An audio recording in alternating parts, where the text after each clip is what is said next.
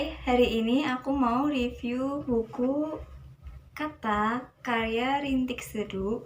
Ini penerbitnya adalah Gagas Media. Ini belinya itu di Gramedia terdekat offline. Tapi kalau kalian mau beli di online, aku akan taruh linknya di bawah description box.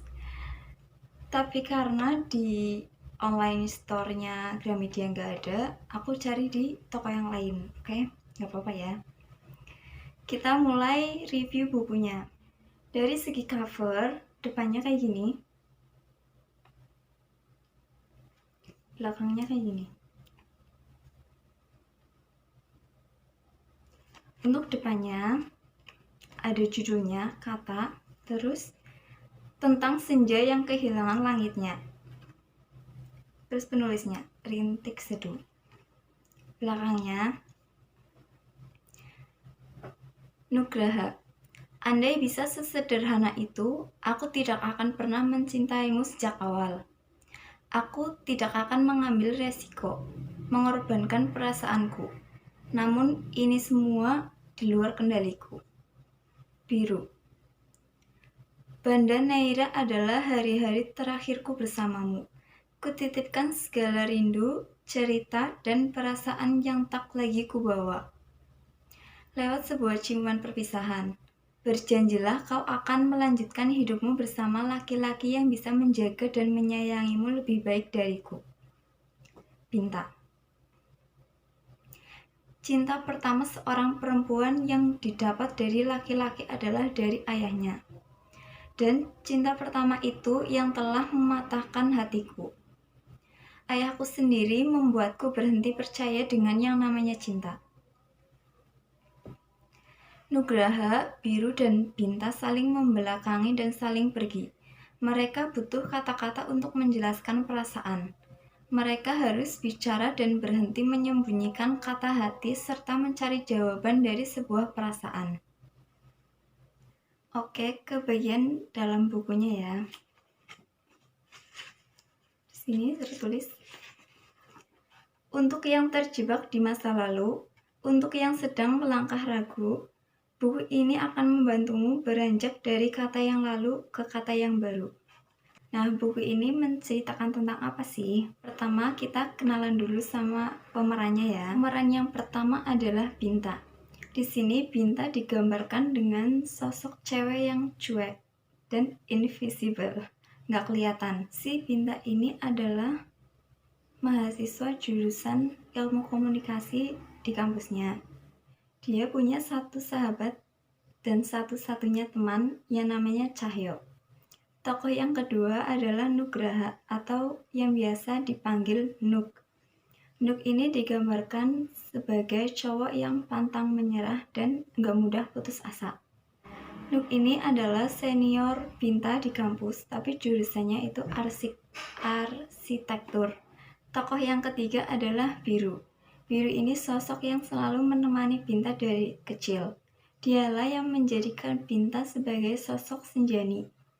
Namun saat lulus SMA, si Biru lebih memilih untuk berkelana mencapai cita-citanya daripada bersama dengan Binta.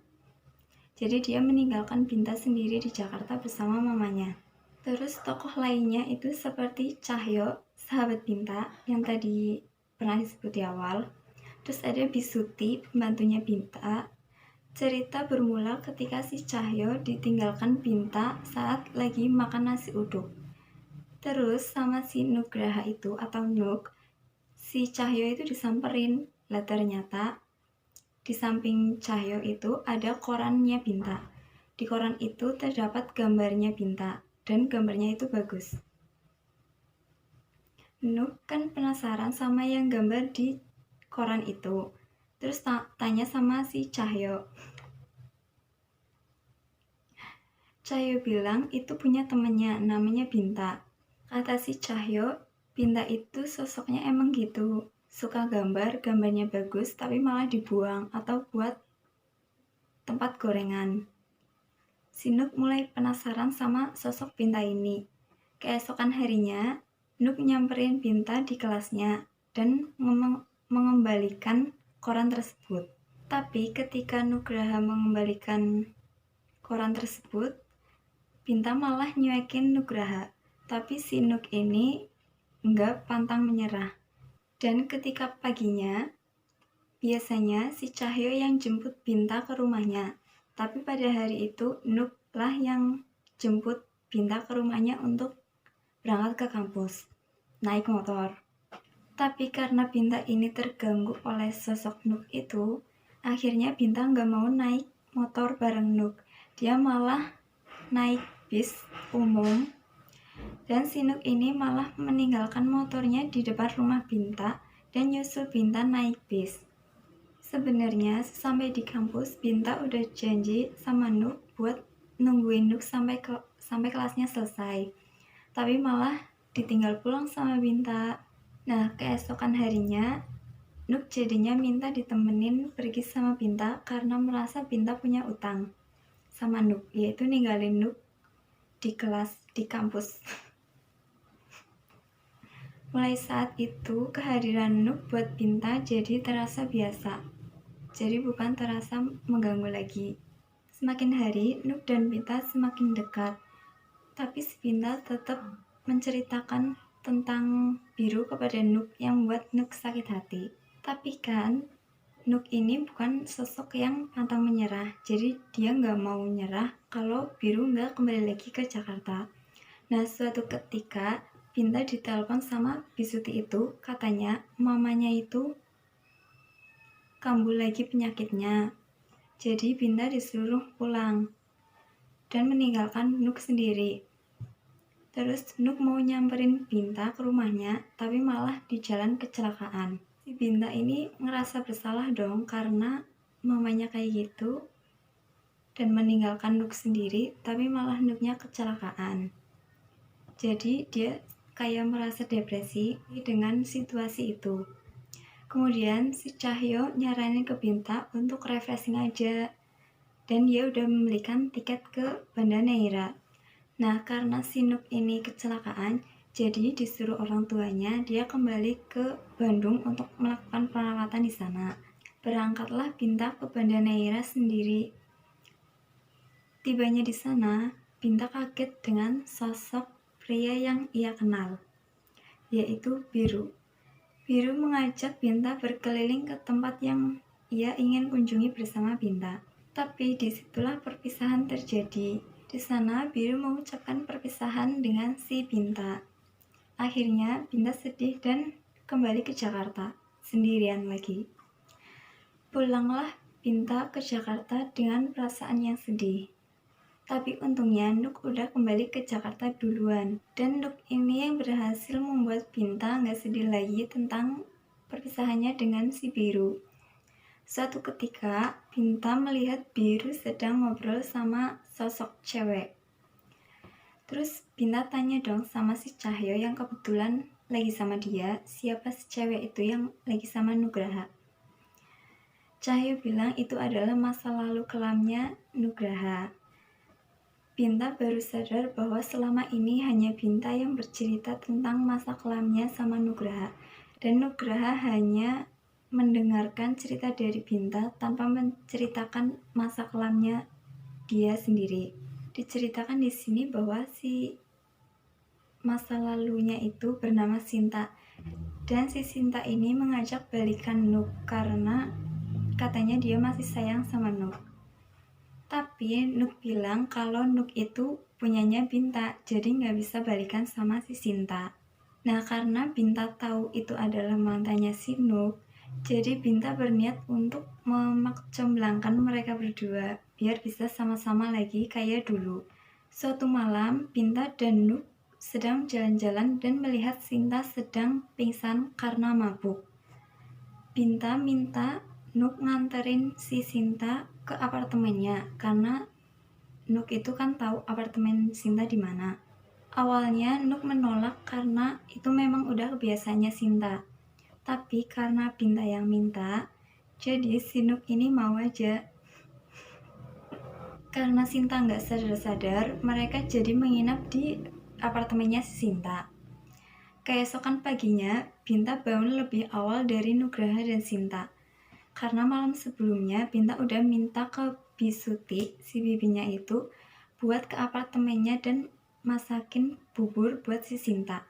Jadi Binta nyusulin Bisuti yang udah ada di bawah apartemen. Ketika Binta membawa Bisuti ke atas, ke apartemennya si Sinta, Binta melihat Sinta bersama dengan Nuk. Dan Binta cemburu, jadi dia pergi dan nangis. Si Nuknya ini ngejar dong, tapi dia mau jelasin dan Bintanya nggak mau dijelasin. Binta yang selama di perjalanan menangis akhirnya sampai di depan rumahnya Binta.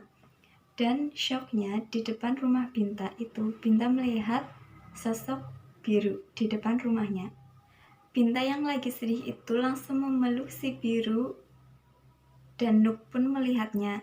Sesuai janjinya sama Binta, kalau biru datang ke Jakarta untuk kembali, Nuk akan menyerah sama Binta. Namun biru merasa ada yang berubah dari Binta. Binta tidak seperti Binta yang dia kenal dari dulu. Seperti dirinya di sini, tapi pikiran dan hatinya ada di mana-mana. Akhirnya, Biru mengajak Binta untuk ke Banda Neira bersama dengan mamanya Binta. Awalnya Binta itu bimbang, tapi akhirnya dia menyetujui apa perkataan si Biru. Biru udah beli tiketnya yang penerbangannya adalah lusa. Jadinya mau nggak mau, Binta sama mamanya harus berangkat ke sana. Ternyata sesampainya di bandara, tiketnya itu cuma satu, cuma untuk Biru. Binta bingung dong, kenapa Biru mengajak tapi beli tiketnya cuma satu. Ternyata Biru sadar kalau Binta udah jatuh cinta sama si Nuk. Jadi Biru menyuruh Binta untuk mengejar Nuk yang ada di gate 1. Karena si Nuk ini mau pergi ke luar negeri untuk belajar karena dia mengambil kelas internasional, bukan yang reguler. Ketika Binta udah nyusulin Nuk ke gate 1, ternyata pesawat yang ditumpangi oleh Nuk itu udah lepas landas. Jadi Nuk udah pergi meninggalkan si Binta. Tapi ketika Binta menangis di bandara itu, supir pribadinya Nuk ini memberikan kotak harapan kepada Binta. Di kotak harapan tersebut tertulis, baca satu gulungan kertas yang ada di dalam kotak ini tiap harinya. Ketika semua gulungan kertas ini telah kamu baca, maka di hari itu aku akan pulang dan berdiri di depanmu. Selalu untukmu, Binta Dineskara. Nah, ceritanya ini happy ending dan alurnya itu maju mundur, jadi nggak ngebosenin. Kelebihan dari buku ini menurut aku adalah setiap kata yang ada di dalamnya itu mengandung makna yang mendalam. Terus yang kedua, banyak gombalannya si Nuk, jadi bikin cerita nggak bosen dan bikin kita senyum-senyum sendiri, kayak kita yang lagi digombalin sama Nuk. Terus yang ketiga adalah ceritanya nggak mudah ditebak. Karena waktu aku baca sampai yang di bandara terakhir itu, aku masih belum paham kalau Binta itu mau milih siapa, mau sama Biru, atau sama Nugraha, atau tetap sendiri selamanya. Kelemahan dari cerita ini menurut aku adalah happy endingnya cuma 2 lembar di belakang. Terus aku bingung sama sehari-harinya Binta. Kan ada pembantu tuh, Bisuti, dan mamanya itu sakit, jadi nggak bisa kerja. Dan Binta kuliah. Terus siapa yang biayai Binta sehari-hari? Apa aku baca tapi aku lupa? Atau emang nggak diceritain di sini? Atau papanya yang biayain dia hidup? Terus buku ini juga menurut aku awalnya itu kayak sepi banget, kayak krik-krik. Kayak kalau ini dibikin film, itu soundtracknya nggak ada. Backsoundnya itu nggak ada. Kayak cuma percakapan, terus sepi gitu. Tapi semakin kesini, semakin bagus ceritanya. Jadi semakin penasaran sama kelanjutan ceritanya, sama endingnya. Si Binta mau milih siapa. Oke, sekian dulu video dari aku. Semoga ini bermanfaat buat kalian. Kalau kalian suka sama videonya, jangan lupa di like, komen, dan subscribe. Semoga kita ketemu di next video. Bye-bye.